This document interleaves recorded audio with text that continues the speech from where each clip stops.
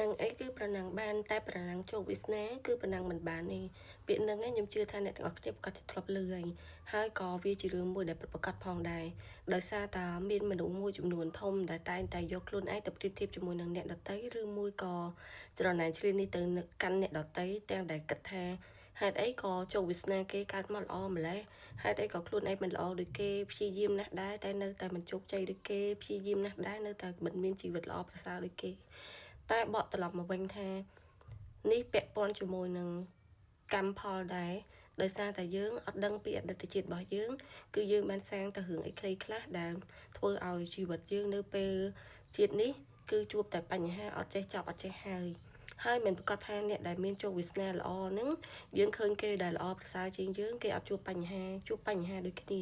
គ្រាន់តែថាពេលខ្លះគេឆ្លងកាត់បញ្ហាអីគេខ្លះយើងក៏អត់បានដឹងដែរអញ្ចឹងពេលខ្លះជោគវាសនាគេល្អមែនតែគេអាចជួបបញ្ហាច្រើនជាងយើងក៏ថាបានអញ្ចឹងចូលកុំព្យាយាមយកខ្លួនឯងទៅប្រៀបធៀបហើយកុំអាក់អន់សប៉ុនចិត្តនឹងឆាកជីវិតរបស់ខ្លួនឯងអីដោយសារតែធម្មតាគ្រប់មនុស្សទាំងអស់គេអាចបង្ហាញជីវិតពិតរបស់គេបានគ្រប់រឿងទៅកាន់យើងទេ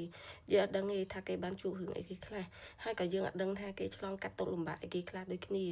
ពេលខ្លះយើងមកមើលមកឃើញជីវិតគេមើលទៅរលូនគ្រប់យ៉ាងតែនៅពីខាងក្រោយខ្នងមិនដឹងថាគេឆ្លងកាត់រឿងប្រមាណទ្រាំតែគេបានរលូនដល់ថ្ងៃហ្នឹង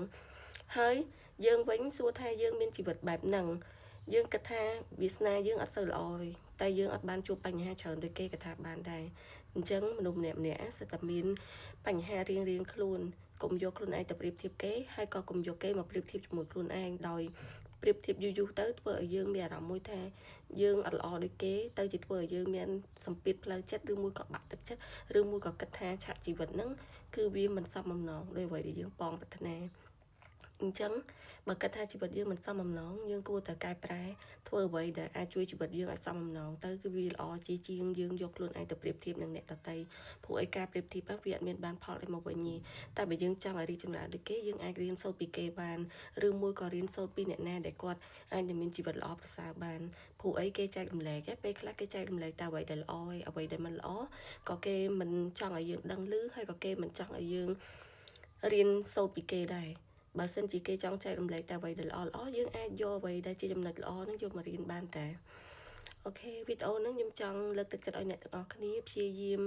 លើកទឹកចិត្តខ្លួនឯងឲ្យបានច្រើនស្រឡាញ់ខ្លួនឯងឲ្យបានច្រើនហើយមើលឃើញផ្លូវ